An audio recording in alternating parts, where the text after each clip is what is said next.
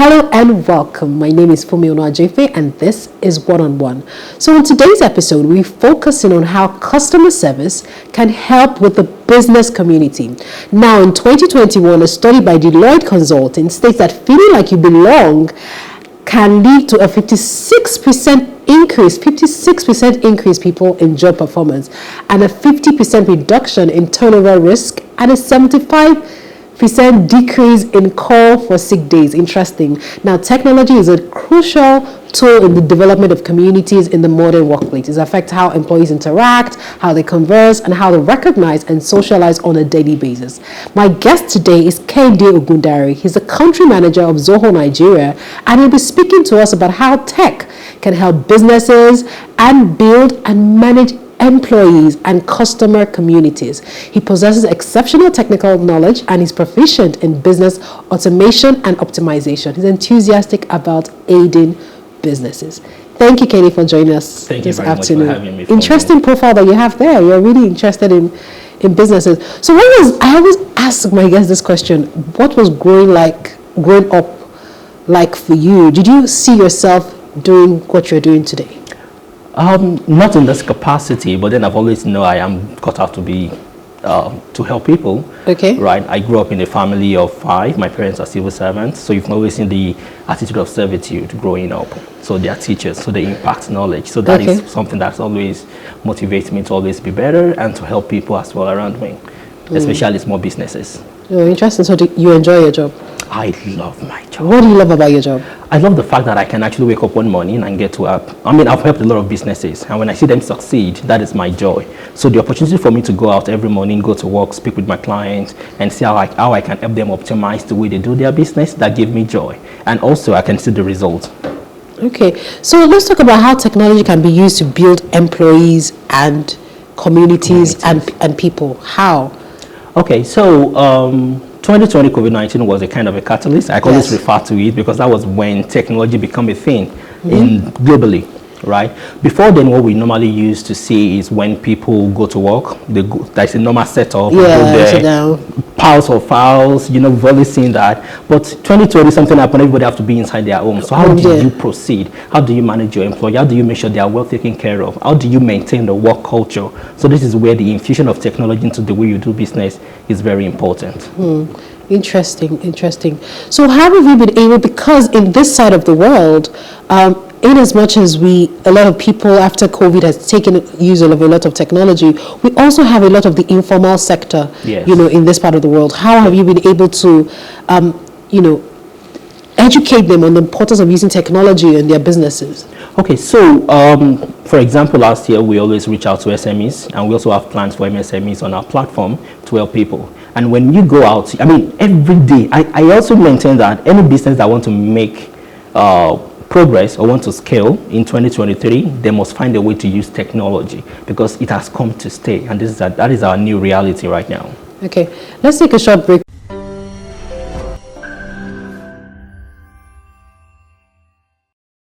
So what features of tech tools do you consider when planning to build and manage customer-employee communities?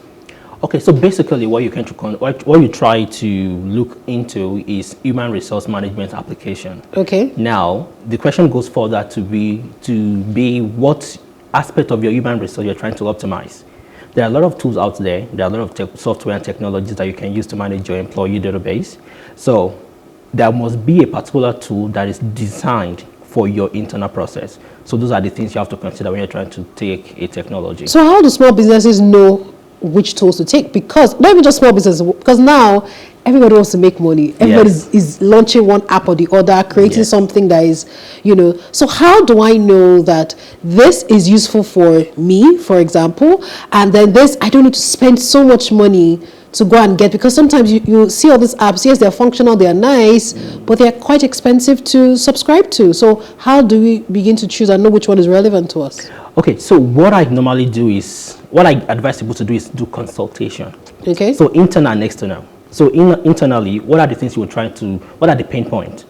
Forget about the elaborate tech and everything. What are the major, are you trying to optimize your attendance management or leave employee benefits? When you identify the pain point, you now go to the market to source for 2 or 3 vendors that actually provide this features. Okay. Then you now reach out to them. You ask them a series of questions, the pricing, support, training, even the price as well too. So you'll be like, okay, then you now decide which one you want to go for. So it's a series of process before you can actually say this is the perfect solution for my business.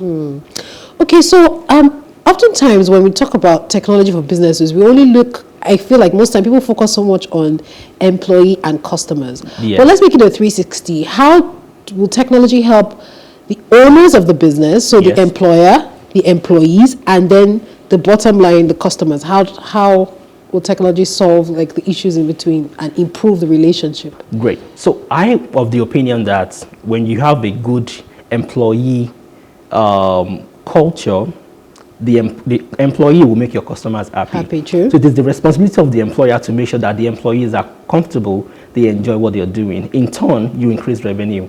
So when the employer is trying to source for a technology, you need to consult the users. Who are your employees? Okay, do you think we should go with this one? What are your problems? What are your challenges? So they give you suggestions. Because if you come as the boss and say, okay, you have to use this particular software, if the employee are not happy using it, they will not use it. Eventually just be paying money and there is no result for it. So it's always good to go around your employee.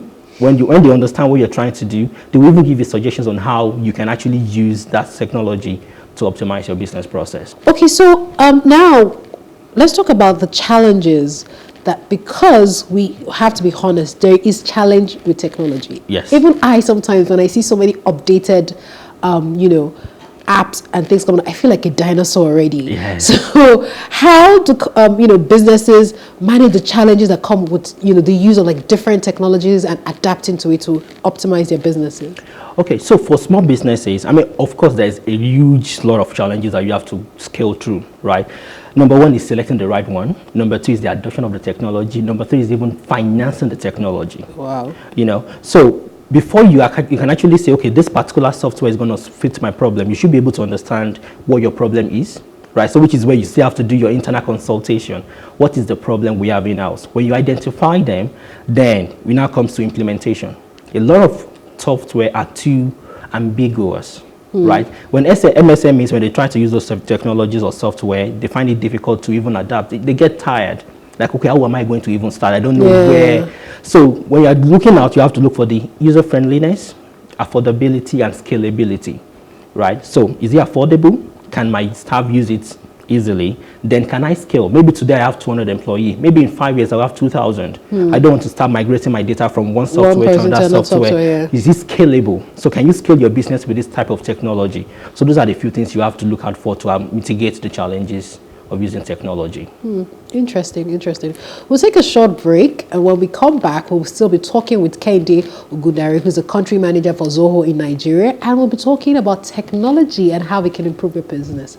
Please stay with us.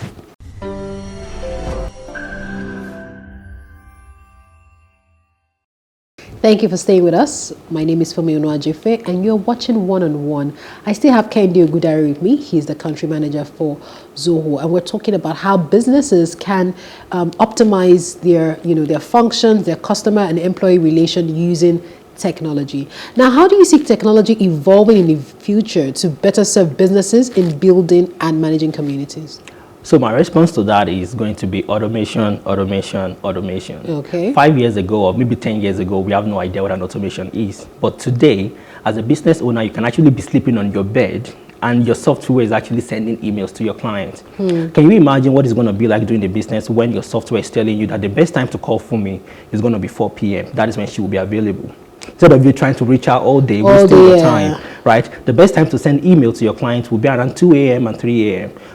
It will reduce a lot of humongous mundane activities you're doing. So automation is the new thing. It's already happening. Now, we also have virtual reality and AI that can predict and tell you what you have to do. Can you imagine what it's going to be like for you to enter a shop virtually while you're on your desk working at work? And you're already entering the shop, you're checking shoes, checking bags and stuff. So that is the new reality. And I think that is what people should expect moving forward from technology. Because the way we do business, the way we buy and sell, the way we even interact internally within the staff members and between the ogas and the employees is going to change. It has actually changed already. You can actually message your boss, email them, do a video conferencing, all those things. Is there like a data of like how many businesses in Nigeria already have automated their businesses? I'm not sure I have that data. I'm not sure I have that information. But I think to a larger extent, a lot of people are trying now, because I work in that sector. And we get requests from people day by day, from moms and pop shop to huge enterprise businesses, trying to see if is any way they can optimize the way they do their business. So yes. Okay. It's important that we talk again. I go back to the informal sector, because you see, especially during when we had the cash crunch and the scarcity, and a lot of businesses, some people just found very easy. So for someone like me, I feel it. I did feel it, literally. There were times that I needed cash, and there were times that I actually went to the bank to queue. But most times, what I just did was, instead of going to the market, I just took, ordered food to someone that could cater, that would take my transfer, and she will sort out that end and everything. But let's go back again to the informal sector and see, how are you educating a lot of these people who are the unbanked, literally, even though during a cash scarcity, a lot of them now try to get into the bank account and into the banking system and all of that. How are you educating them? Because I feel like there's a huge market in the informal sector in Nigeria. That is actually very correct. I mean, one of my concerns when the cash crunch happened in Nigeria is, how do you expect those people to survive? People to depend on this daily cash, right? So I believe there's a lot of agencies that government have put in place. There are a lot of NGOs that are actually helping the SMEs. So those NGOs, we work with them. I mean, we partner with them to do some sort of orientation, sensitization on how you can optimize your business. Even my company last year introduced a particular program to help the SMEs and MSMEs in Nigeria, So those are the way we can do it. And when we get MSME requests in my place, we take it very seriously. Oh, fantastic. Because they are the one that will grow to become a unicorn, right? And they are the larger percentage of the people, are the employers in this country, actually. They contribute a huge percentage to the GDP. Can you imagine, in this Lagos itself, a lot of people are running businesses and they don't even understand what's the potential of the business they are running, right? And that is where data comes in. When you have data as a MSME or a business owner, then you can make sense of the data, you can make informed decision, Then also when it comes to, let's go into finance now, accounting. So if you don't have a bookkeeping, you won't be able to access some funds that the government have made available for you, So which is why technology is needed. When they see a track record of how you've been running your business in the last 6 months, you can download a bank statement, do your audit, and then present it to the bank. They can see prospects on how you've run your business. So this is where technology is always important. Managing your finances, managing your customers, managing your employee, and also scaling your business at the same time. Do you train? So it's fantastic you have this, but do you train for the semi-illiterate? So there are some people that are doing volumes, like in food business, and they're selling in mile 12, for example.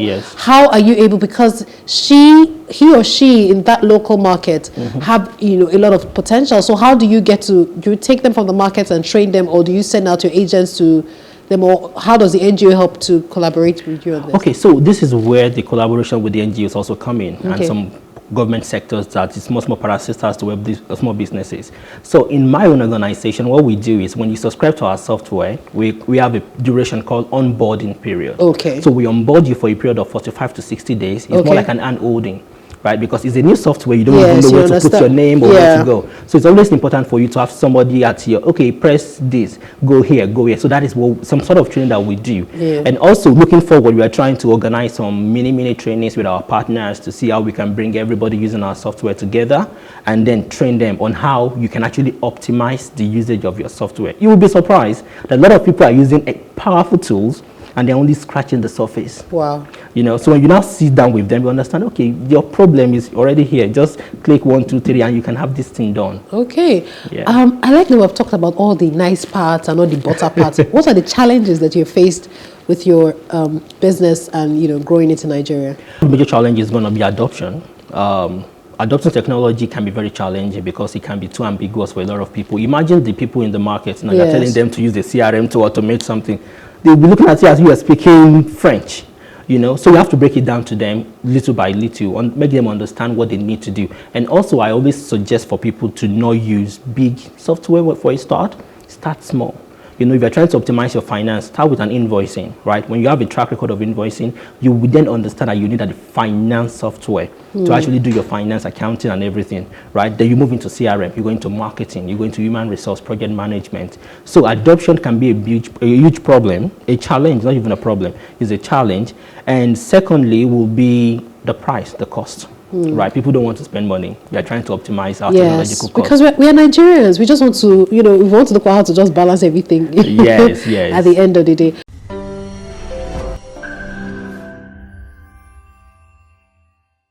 Watching One on One. My name is Fumi Onuajefe, and I have the country manager of Zoho here with me, Kehinde Ogundare.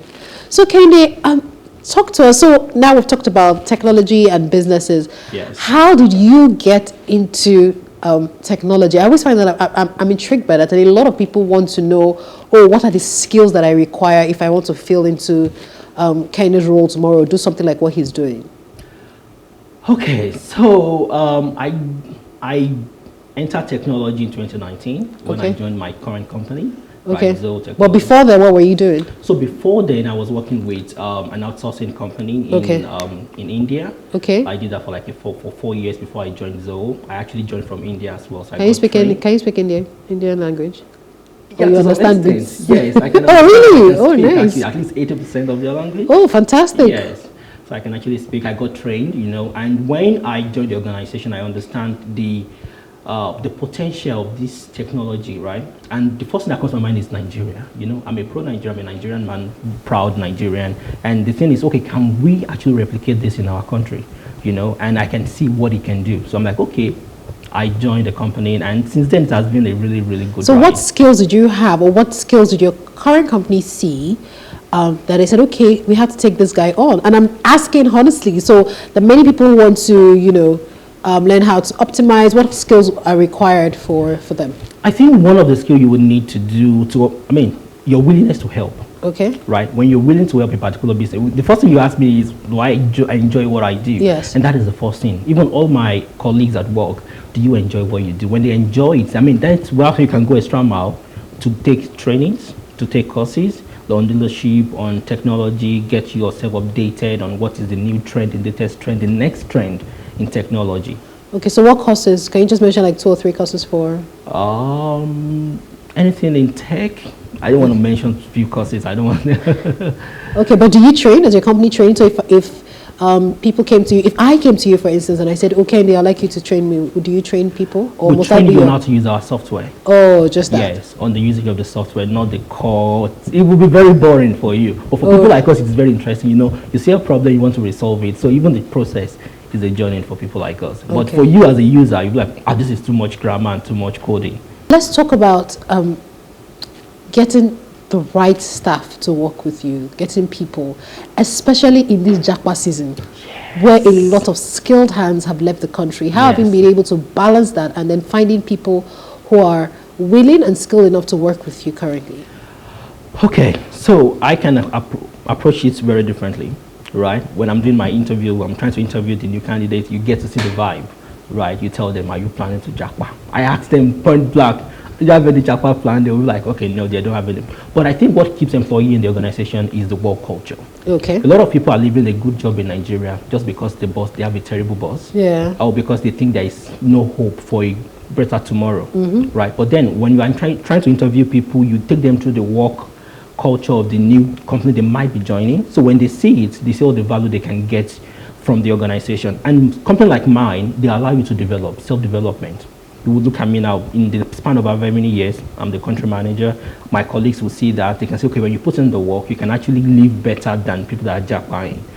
So that then work culture and a good environment for people to learn, to skill up, and also scale their career at the same time too. Is one of the skills that you should have as a boss. Okay. Interesting. Thank you very much. Thank you, Kehinde. It's really been interesting talking to you this afternoon. Thank you for having me. All right. Okay. So that's all we can take on one-on-one today. I hope you enjoyed the conversation as much as I did, and you learned something from it as well. And if you're a small business owner or a big business owner in Nigeria, you have to look for how technology can simplify your life. Thank you, and enjoy the rest of your day.